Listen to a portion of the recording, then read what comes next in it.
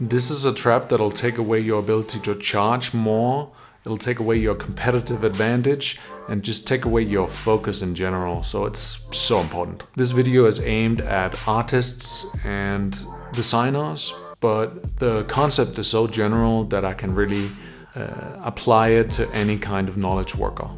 So if you're at a crossroads and you're not sure of what path to take, stick around. My name is Martin and I run a site called RareViz where we feature the best artists in the world so that you as a budding artist or a novice can stand on the shoulders of giants and get to where these amazing artists are. I've been a designer for 15 plus years. I've been a hiring manager in Silicon Valley, worked for a bunch of different tech companies, and I feel like I have a good handle on the business of design. And today we're gonna talk about a superpower, focus. First, let me illustrate the problem from a general point of view. As a hiring manager in Silicon Valley at a big tech company, I was tasked with finding great designers to join the team and help us accomplish some of the tasks that we were assigned on a daily basis.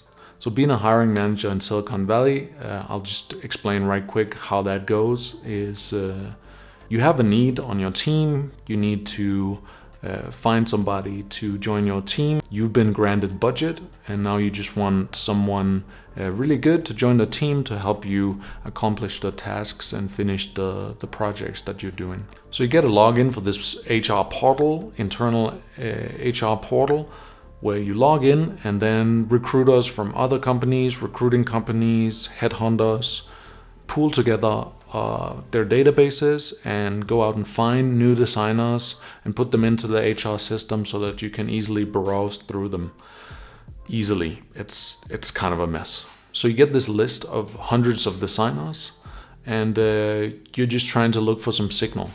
The filtering options are few and far between. There's not really much you can do to narrow down that list. So really, what you end up doing is you end up going to each and every one of those designers' portfolio sites. Sometimes there's not a portfolio site, sometimes people send along a PDF, and then it's a little bit like, what are you doing? You don't even have a web presence? Give me something to work with here. So you're browsing websites and you're trying to find a signal. You're trying to find good previous work that can signal, hey, that this person knows what they're doing.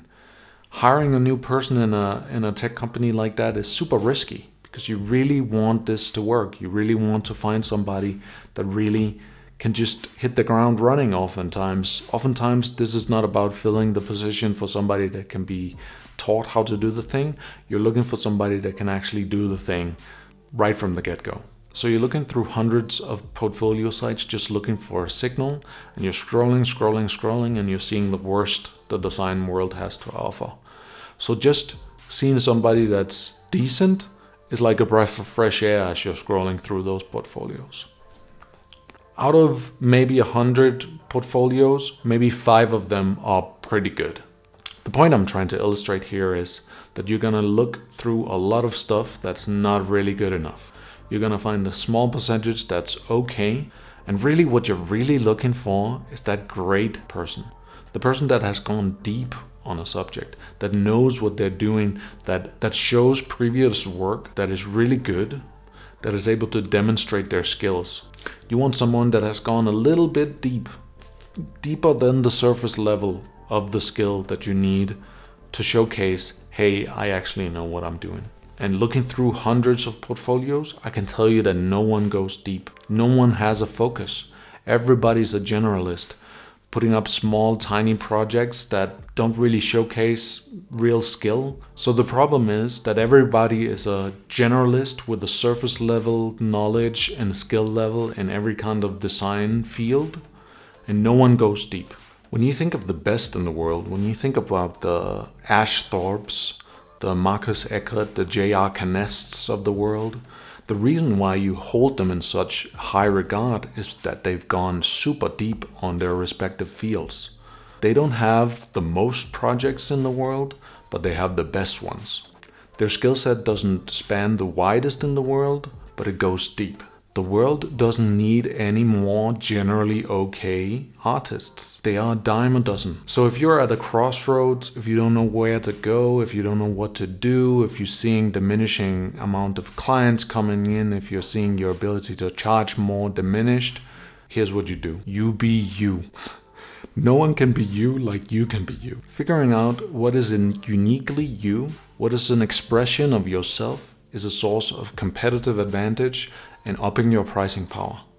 I'm talking about the things that you've been super passionate about in the past, things that just come natural to you, that doesn't even feel like work. It just feels like play, but it might feel like work to others. Doing things that feel like play to you is also a source of motivation.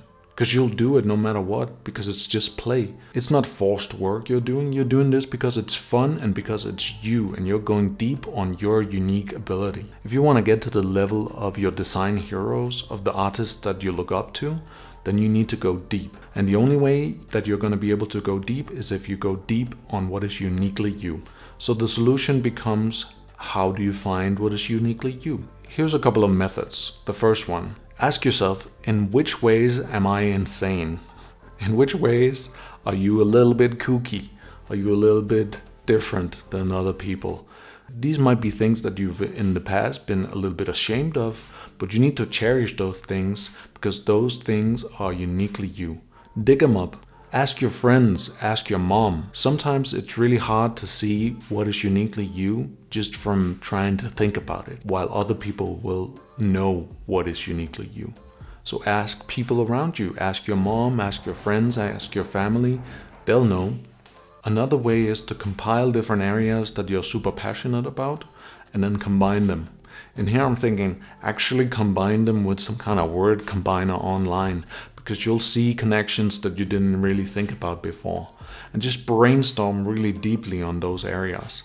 Even if you don't see the connection right to begin with, like I love dogs and 3D animation, just put those two together and see like, hey, is there any kind of other company that's doing something a little bit similar? Does it remind you of anything that you've seen in the past? Just go deep on these things. Go and do the word lists of actual combined words to see if anything pops up. Maybe ruminate about it a little bit. Maybe keep it in the back of your mind just to see if something comes up down the line. By finding what is uniquely you, you gain a couple of huge advantages. All of a sudden, you're not just a single artist or designer in a sea of the sameness, of Me Too work, of just copycats. You are specifically you, and if clients want some of that, they are gonna have to go to you because it can't be had anywhere else.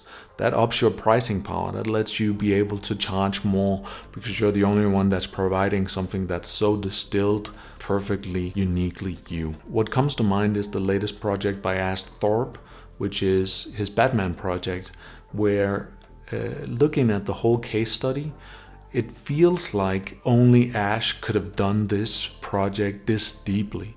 And then he's just a one-man show and he's doing Hollywood level CG assets and renders, and he just has gone so deep on his love for cars and the whole Batman universe and the atmospheric quality to his renders that I don't think that anybody else could replicate that. It's just so uniquely, distinctly distilled him.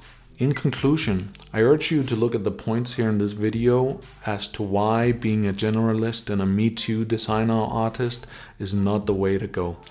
I urge you to figure out what's uniquely you. Even if you've done the exercise kind of in the past, redo it again with the word combiners to make sure that you're really getting to the heart of it and finding connections that nobody else in the business can find because you're unique. It's only you that has these crazy idiosyncrasies and weird passions and things that you're interested in. Combine them and see the magic appear. Please let me know what you think about this general concept of being more of a focused artist and designer and less of a generalist. And see you next time.